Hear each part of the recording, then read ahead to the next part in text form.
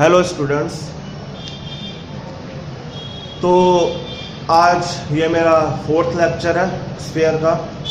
आज हम question number 5 की तरफ बढ़ रहे हैं और आज हम एक नया टॉपिक पढ़ रहे हैं, डायमीटर फॉर्म। वैसे ये डायमीटर फॉर्म इतना कोई इम्पोर्टेंट टॉपिक नहीं है, फिर भी स्फीयर के बारे में पढ़ रहे हैं पूरा, तो ये चीज़ भी पढ़ लेते हैं, ठीक है, काम आएगी नॉलेज के लिए।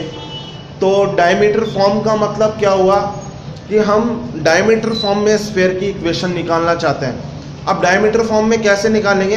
अगर हमें डायमीटर के दोनों एंड पॉइंट्स की, दोनों लास्ट पॉइंट्स की हमें कोऑर्डिनेट्स मिल जाए या पता चल जाए, तो हम डायमीटर फॉर्म में इक्वेशन निकाल सकते हैं किसकी? स्फीयर की।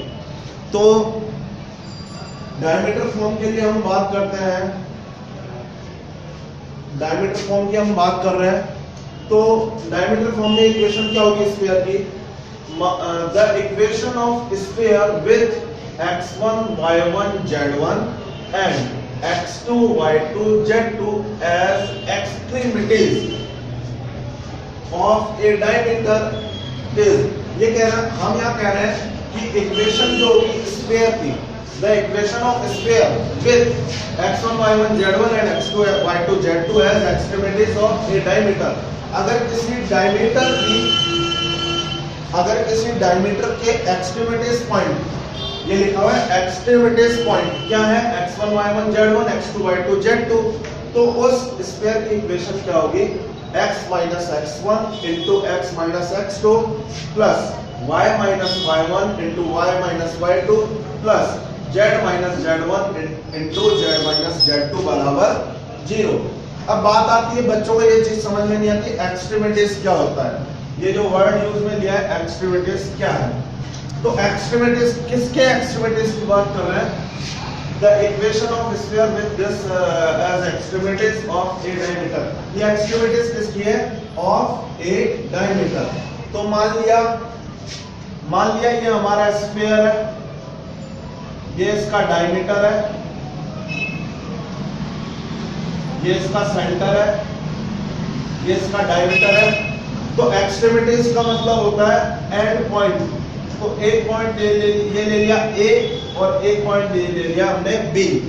तो डायमीटर के जाहिर सी बात है दो ही एक्सट्रीमिटीज पॉइंट होंगे, एक हो गया A, ये हो गया एक B। तो इनमें से किसी एक को A मान लेते हैं अपन, इसको दूसरे वाले को B मान लेते हैं। तो एक्सट्रीमिटीज का मतलब क्या हुआ? अंतिम बिंदु। एक्सट्रीमिटीज का मतलब क्या हुआ? अंतिम बिंदु। तो डायमीटर के हमें अंतिम बिंदु या अंतिम छोर के बिंदु दिए हुए हैं, तो हमें क्या निकालना है? स्फीयर की इक्वेशन। तो उस स्फीयर की इक्वेशन निकालने का जो फॉर्मूला होता है वो फॉर्मूला क्या है? x minus x1 x minus x2 plus y minus y1 y minus y2 plus z minus z1 z minus z2 बराबर 0। तो ये तो हो गया डायमीटर फॉर्म, इसको हम बोलते हैं स्फीयर की diameter form.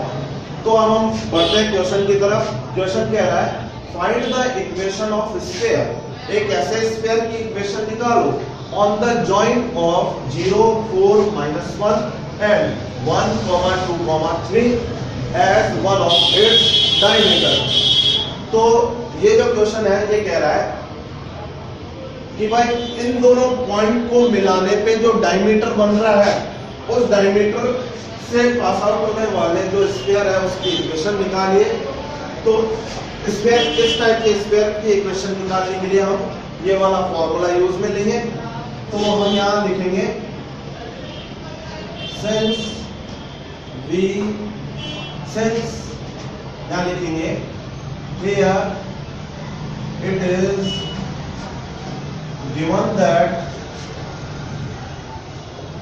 0 4 -1 and 1 2 3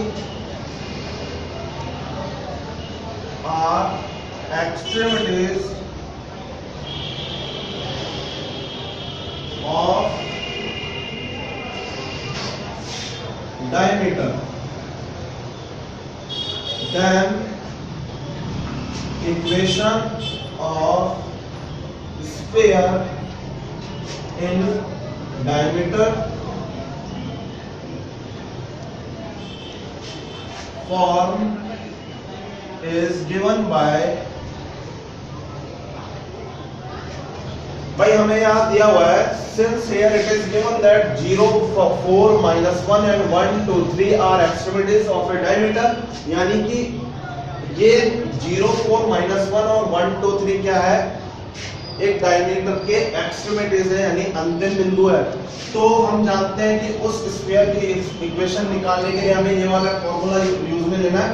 then equation of sphere in diameter form is given by, तो डायमीटर फॉर्म में जो स्फीयर की इक्वेशन है वो हम उसे कैसे लिखते हैं, पहले लिखना पड़ेगा formula x - x1 x - x2 plus y - y1 y - y2 plus z - z1 z - z2 बराबर 0।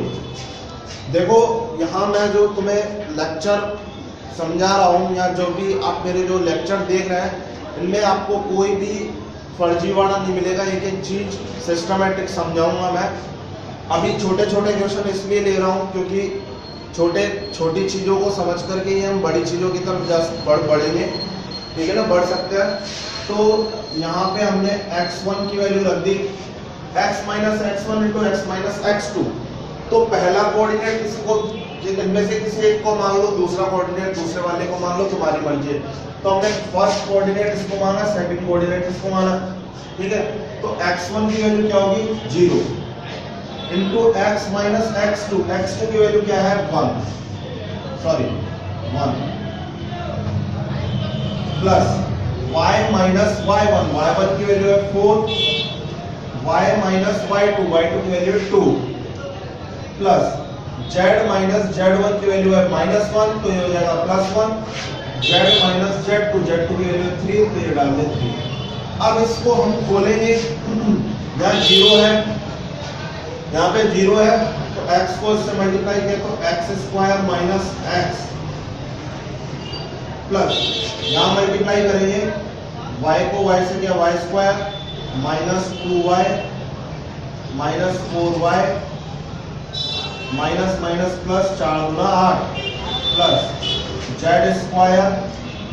-3z plus z -3 is equal to 0, implies that x² -x plus y² -2y -4y कितना हो गया -6y plus 8 plus z² -3z plus z कितना बचा -2z -3 बराबर 0।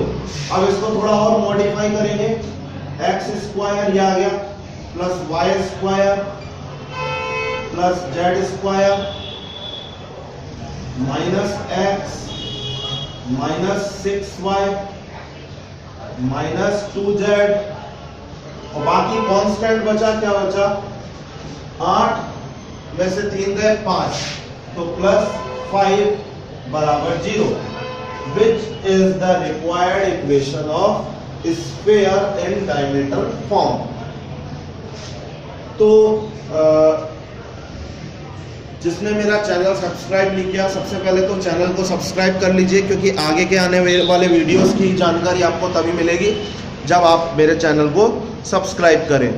और इसके आगे मैं आपको बहुत ही अच्छे अच्छे क्वेश्चन करवाने वाला हूं, और इस चीज़ की चिंता बिल्कुल नहीं होनी चाहिए कि RTU का पूरा सिलेबस यहाँ नहीं हो रहा, पूरा सिलेबस मैं करवाऊँगा। तो आप वीडियोस देखते रहिए। Thank you.